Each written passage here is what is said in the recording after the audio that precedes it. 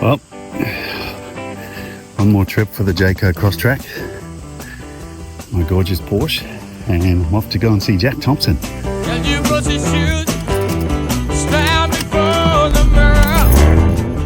Okay, we have the road ahead of us.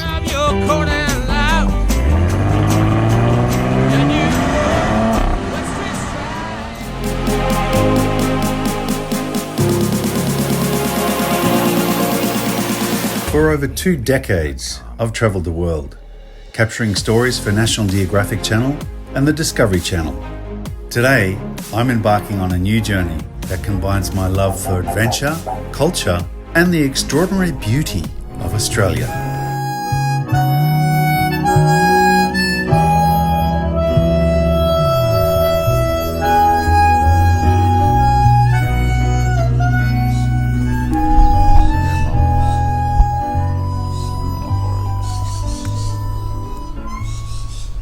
Who are these guys, yeah? Who are these guys? There's a family of kookaburras that we've been feeding for about 5 generations.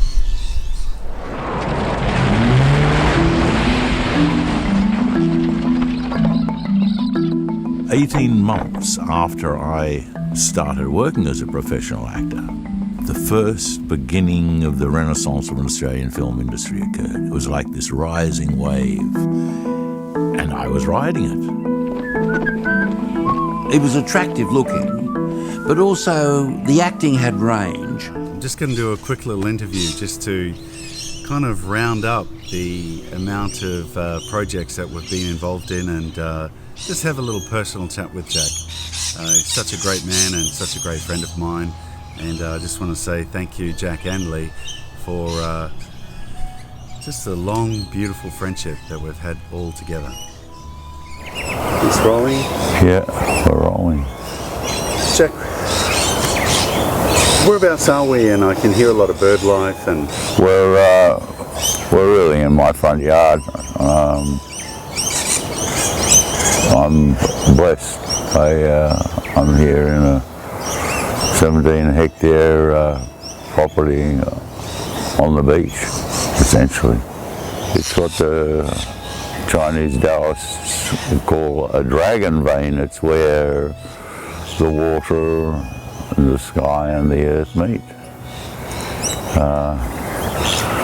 And it has a particularly delightful, calm energy. People do a lot to create this sort of space for themselves, and you really feel like you're in a piece of national park right here.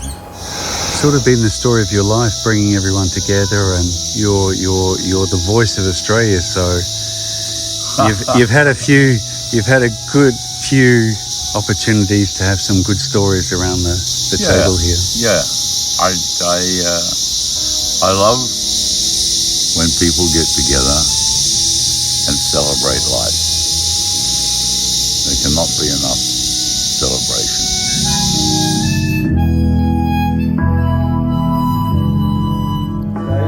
Would you please welcome Mr. Jack Thompson?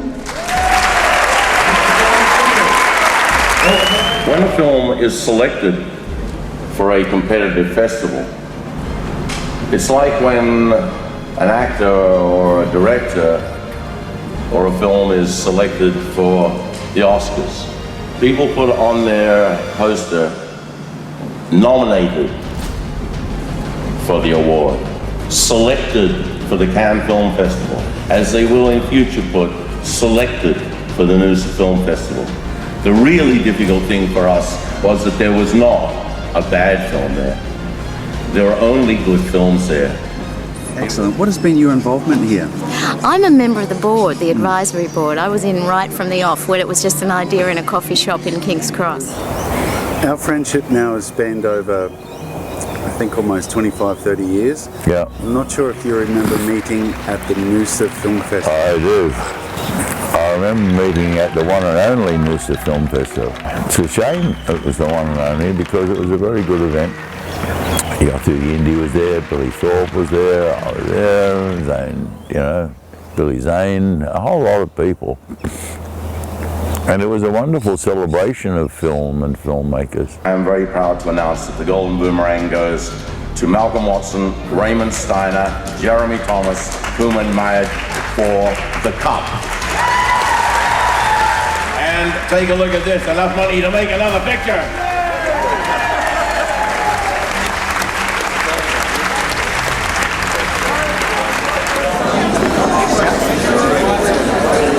Well, we didn't win. In fact, there was a person there that just won everything, so... And I remember very well meeting you there, and beginning of a long friendship, mate. Reality's hit this morning, and I'm going to have to go out and find a four-wheel drive.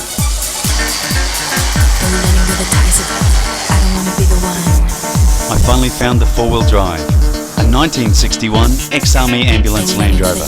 That was to be our new home and production vehicle. Beautiful. Here we've got David Hudson and the custodian of the didgeridoo, Djalu. He's put his artwork here. And Mundawai Yinapingu from Yothayindi just put his hands there this morning. Due to the festival, we linked up and we're going to be doing, my company's going to help them distribute and find lines of distribution for the film in the States. So we're going to take on some producing responsibilities of the project.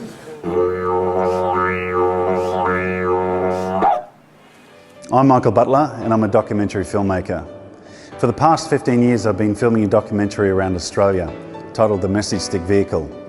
As I journeyed around, I had different prolific artists paint on this vehicle, with prime ministers to politicians, rock stars, tennis players, movie stars, incredible artists and incredible elders who'd been a part of the journey.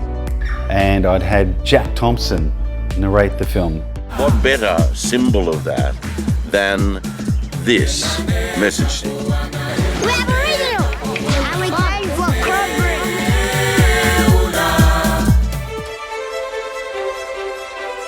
Jack was a heartthrob. He was a real dinky-die movie star. I am sure there is a part of Jack Thompson who would prefer people to remember him as the handsome actor with the gravelly voice who did these iconic movies.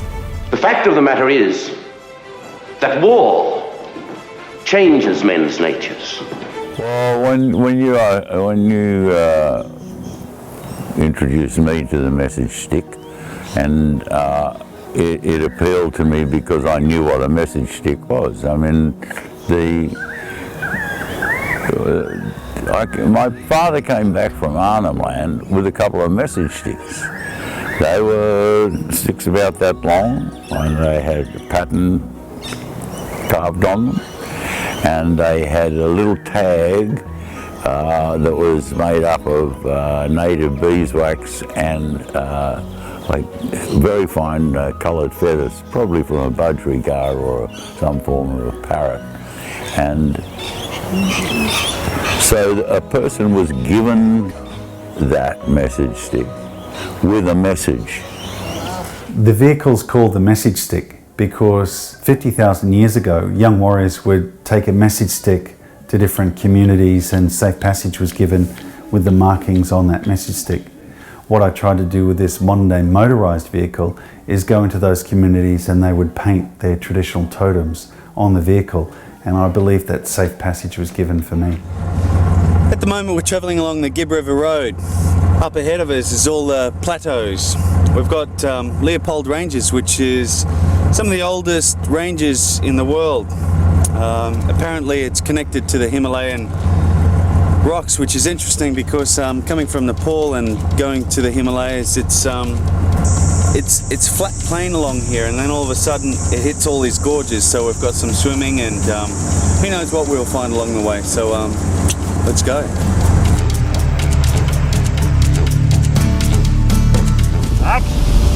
It's the responsibility of those who make history to record it. It's an extraordinary adventure. Simon Baker plays the lead white man in it. Jack's been really one of the originators of the movie. We're done. Good. He's a living embodiment of the process of reconciliation and righting the wrongs of the past.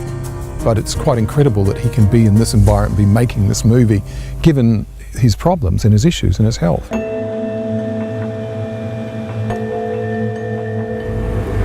Hi, Jack. Good day, mate. Good. Good. I'll get you weighed in. So I would finish the day of filming around 6 o'clock. There we go. All right, not bad. Go to dialysis. Have you been out filming this morning? Yep, Bet it was pretty warm, eh? it was, but it was good. Yeah. It's good. Yep. Lots of work done. Got all the important stuff done. Over the 5-hour period, it takes the fluid, the water, out of your blood and the toxins, and then puts the clean blood back through. The Purple Truck has done thousands of kilometres around Central Australia getting people home to remote communities on dialysis. And so all this significant sacred artwork was being done, and then a lot more people were being introduced to the vehicle who may have been, important movie actors like Jack Thompson. He wanted to place his hands on the vehicle. Hugo Weaving, who's also, both of them narrate the film. And you've got prime ministers like ex-Prime Minister Gough Whitlam. He placed his hands on the vehicle. So all these notorieties after the vehicle had had its journey also placed their hands on the vehicle to almost signify the end of the journey. This message stick is very much a part of that. So it was appropriate that it was taken to the museum there and presented in that way. And I got Dawn talking about it, and she said, and I know that Michael knows you, and then I said, it's a fantastic piece. There is this. I mean, why are we here doing this? We're doing this because there are people like you, Dawn, and there are people like me who want this to happen in our community. Absolutely. We do not want the total integration of these people. We do not want their culture to disappear, overwhelmed by ours. Yes. We want to have our culture embrace their culture and be enriched by it, and have them take whatever they wish of our material and romantic and poetic culture of our own. So it's understanding two cultures, both cultures exactly, coming together. And this is an understanding of those two cultures coming together. Yeah. After a lot of the artwork had been placed on the vehicle, and that was in remote communities where, thank God, I had Global Paints were this sponsor that gave us all this paint, and I had that banging around the back of the car while I could drive into a community and I could pull out a paintbrush and artwork where they could actually paint on the car. Otherwise, some of them just had ochre, which we'd crush up. The message stick vehicle has now become a new Dreamtime story, painted by well over 200 Aboriginal language groups in Australia. It has truly taken on a life of its own. The message stick vehicle has now been exhibited in 5 major museums around Australia as a significant art piece, and has taken over 10 years to paint. Well, it represents everything that we try to do, and that is present Indigenous cultures as evolving, living culture, and also sharing with non-Indigenous people as well. And it's contemporary, which is just tremendous, but retains the importance of Indigenous culture. I encouraged Dawn and Michael brought the message stick to Canberra, and there, and you have Gough Whitlam, and you have people recognising the importance of this of this cultural connection. It's simple. Yes. It's an old Land Rover. It's simple. It's art. The complexity is the extraordinary overlapping of cultures, meeting of cultures, understanding without having to utter. That happens. When people see this, whether they're Indigenous people who've never heard of it before, they look at it and they go, Yeah, I understand that. Yeah, for sure. I understand that, and it's travelling all around, going from one different language group to another, and all over the country, and it's got like people like the Prime Minister Gough Whitlam's hand on it, and it's got Jack Thompson's hand on it. What I would do, if that's okay, can I just get a couple of pickup shots of you just doing a read on just maybe one or two paragraphs? Colin Wallangari, Kantanawara, measure. Yeah, all right. Thanks, mate. The National Museum of Australia is the perfect place to show all of Australia about this rich and colourful culture. Finest ochre in the world. Where's it come from? Central Australia. Very sacred. So it's the first time we've used it on a special occasion to paint a great icon of our country, Mr. Gough Whitlam. This message stick, this motorised message stick, a 21st century equivalent of an ancient practice, is an important reminder of the significance of communication and understanding between the various groupings of Indigenous and subsequent Australians. On that, I'd like to invite Mundawai up to the stage, and I'd like to play a little bit of Yidaki, and if he could maybe just sing a small song, that would be fantastic.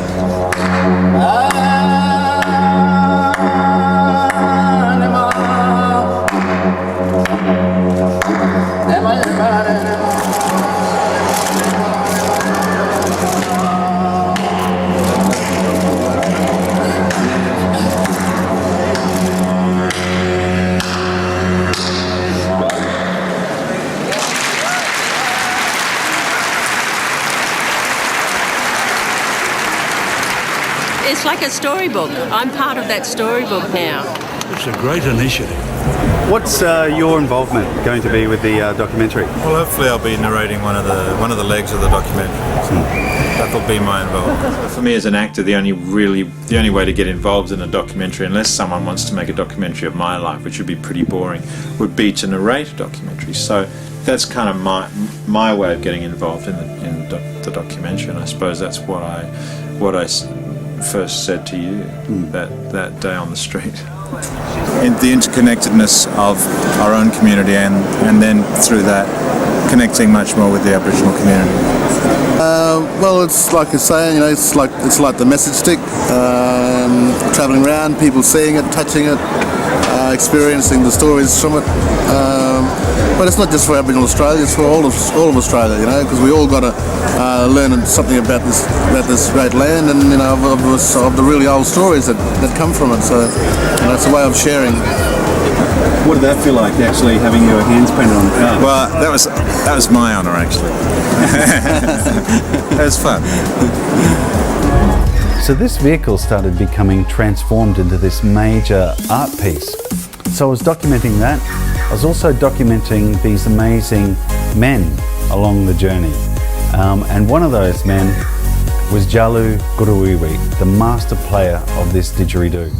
Mundawai Yunupingu, the lead singer from the famous Australian rock band Yothu Yindi, tells them his name is Djalu Gurruwiwi. Singing very strongly and dancing same time. That you use 1, 2, 3.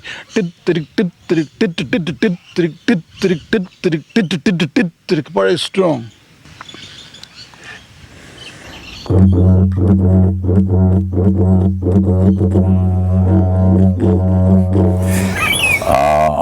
I couldn't say no to I couldn't say no to being the narrator of a movie about the wonderful man, that wonderful man, the Yidaki master himself. He had a great presence, great charm, he had a great knowledge. This is Djalu. Oh, hello. The custodian of the Yidaki. We're cutting over there. Yeah. He is a very special man. He is a man that I've travelled a long way from Mount Everest to come back here to find the custodian of the Yidaki. He makes you feel like you're one. There's no skin colour, there's no language that separates this man. So, yeah, I feel very blessed that I've met him. When I set off, I was expecting to come back in 6 months' time, and I came back in 15 years later. But during that time, I had to make money. So I started making documentaries specifically on the Didge for Discovery Channel, which was titled Yidaki. The sound of the didgeridoo was first heard in this northeast corner of Arnhem Land in northern Australia.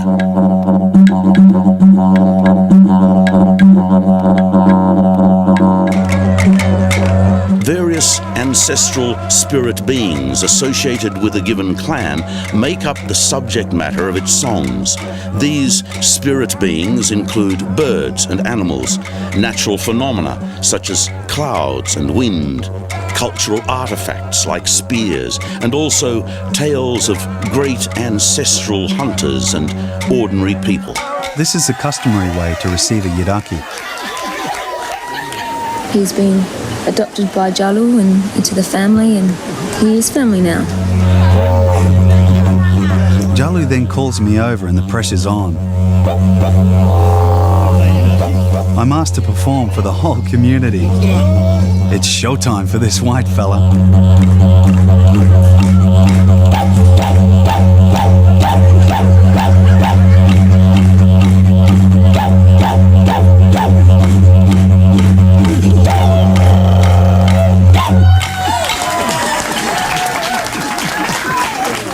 I feel Djalu and I now have a spiritual connection forever. And sit there with Djalu was just a stunning moment. To me, it was sort of stitching something together. And you had already put together an exceptional tale of this man. And to not record that man would have been a great, great shame. It's like, here's Beethoven, you've got a shot. Magic, man. And he taught you some nice Yidaki, and nice healing Yidaki that I experienced last night. Thank you. You're welcome, Jack. To be known as Jack Thompson means that you've got some pretty big responsibilities out that way. Jack hasn't arrived in the community acting like a movie star. He's been quite instrumental in the way that Ghana's fashioned over the years. You know, he has used his profile and his role to draw people into the region. And he's brought some amazing people out there, you know, really high-profile people. He uses his time as a mentor, as an advisor. His ambassador role is something that he's sewn on. It's in his DNA. He can't get rid of it.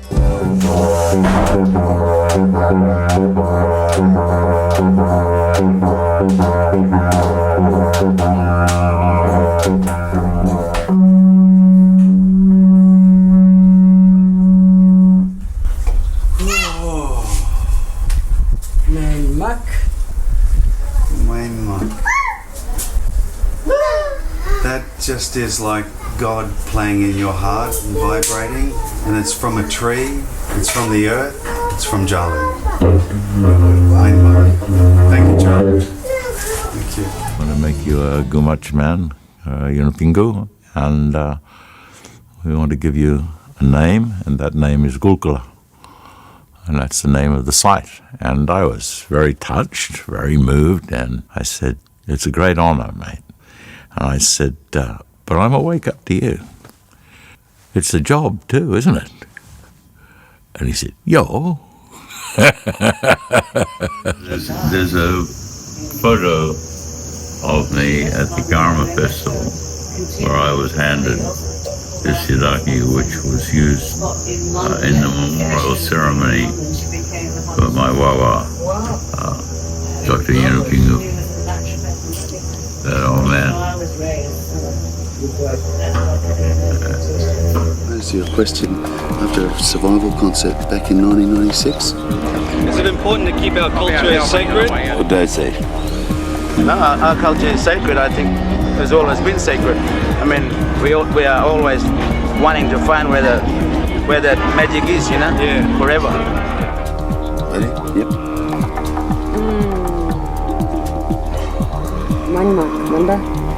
Baru. Baru is a saltwater crocodile from northeast Arnhem Land. It's Munda's totem. It's nice to meet you.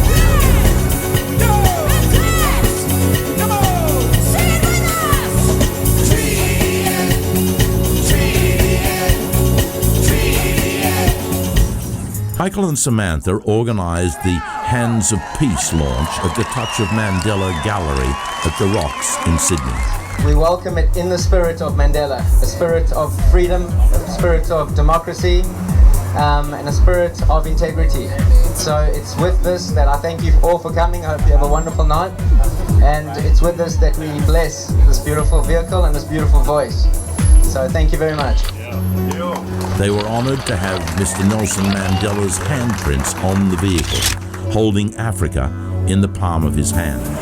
So, and I like the fact that the message stick was really at a time when reconciliation was important to the country. It still remains important, but as it was being promoted at the time and the Reconciliation Council was formed, that the message stick was literally a vehicle for reconciliation. And so it was a delight really to be a part of it. And I loved it when it was up in Canberra. I loved it in Sydney, you know, it was fantastic outside the museum there and all of that. Yeah, it was great. We've got the David Hudson. He did a medicine wheel, and we took that medicine wheel around the country. The carved hand here, we just do a nice storyline there. Come down over here, just following down the storyline. What do you mean the storyline? What does that mean? Songline, you know, like you get travelling around with this is the carved hand. Speaking of hands, you've got a handprint and a signature here. Well, that was done in 1995, so that's 20 years ago. It's held up. I got to hand it to you. Well, here we are. The message stick ends up going to Sydney to be auctioned off at Theodore Bruce Fine Art Auction House in Sydney. It's been quite a journey thus far to see the vehicle take so many different journeys in its life, and this is there but another one, but possibly to a new owner. I'm really excited, but also a little bit, you know, a little bit melancholy that the car will be sold. Yes, well we're fortunate enough to have the message stick vehicle, so as being an Aboriginal art consultant, I'm always on the lookout for things that are unique and capture the spirit of Aboriginality, and I was lucky enough to see this particular vehicle that had come up at a Sydney auction. Ladies and gentlemen, lot number 160 is the message stick vehicle. I really don't know what to say about it. It's absolutely fabulous, isn't it? Here it is. It's travelled around Australia. It has got some very interesting names and artwork on it, including Gough Whitlam, Ian Thorpe. We've got Paddy Fordham. We've got a whole range of people, and it has just been a wonderful vehicle. So we offer it as you see it, ladies and gentlemen, and it's a great opportunity to have a bit of history, not to mention a vehicle. So, ladies and gentlemen, let's get it underway. Where should we start? Anyway, with the stroke of luck, we were able to secure the vehicle, and it'll stay in our gallery as a permanent fixture and continue to draw lots of attention, I believe. I think for me it was just really fantastic to bring together a lot of Indigenous Australia on the one vehicle. It represents so much of Australia through its art, through its storytelling, and through the journey that I actually took. There's virtually nowhere in Victoria you can go to see works like this, especially of this scale. And as you know, all the works in this room are an aspect of message. So it fits in perfectly with what we're trying to achieve, and we'll be exposed to thousands of people per annum, and lots of children and lots of Indigenous people. So I think it's in a perfect position to capitalise on what it was actually set out to do in the first place. I'm so happy to see this vehicle go on display in such a beautiful environment and continue to tell its story, the message stick vehicle. What is the message from that vehicle? Well, the message from that vehicle is that it represents symbolically the most ancient and the longest continuous cultural stream anywhere in the world. And that's our heritage here, and to ignore it is, we do so at our peril, really. I'd say that Jack's like my father, the father I never had. Hey, I'm like the father I never had. Before I got behind the camera, I joined the army, and after a knee injury, I tried my luck in front of the camera. Over more than 30 years of my career as a director and cinematographer, it's ranged from outback cameraman to near-death experiences on the heights of Mount Everest and Machu Picchu. Woo! Circumnavigation of Australia on jet skis. And you narrated the film for Austrek. Yes, I did. I did because the film for a very important charity, and we're friends, and I knew you were doing it. I mean, I didn't want to go with you, but I thought it was an interesting thing to be doing, and that you brought attention to not only to the charity, but to this extraordinary country that a lot of people don't really ever see. They see the town or the city they live in. Austrek, an adventure to circumnavigate the Australian continent on personal watercraft in 12 weeks to raise funds for the Sydney Adventist Hospital's cancer support facility. The team left on a glorious spring day from Sydney Harbour. They had started off naive, determined, perhaps visionary. They finished stronger, wiser, and infinitely more confident. They were just ordinary guys trying to achieve something extraordinary. Bill, when did you first begin to get acquainted with the Aboriginal people? Well, I knew him many years ago. I became totally fascinated by that, and all I really wanted to do was to get out there. At 14, I went off to the cattle station. That's it. Inspired by Bill Harney, because it was just out there, just out the window. It wasn't overseas, it wasn't in South America or Europe or anything. This whole other extraordinary world was right there on my doorstep. I had my 15th birthday on El Kedra Station.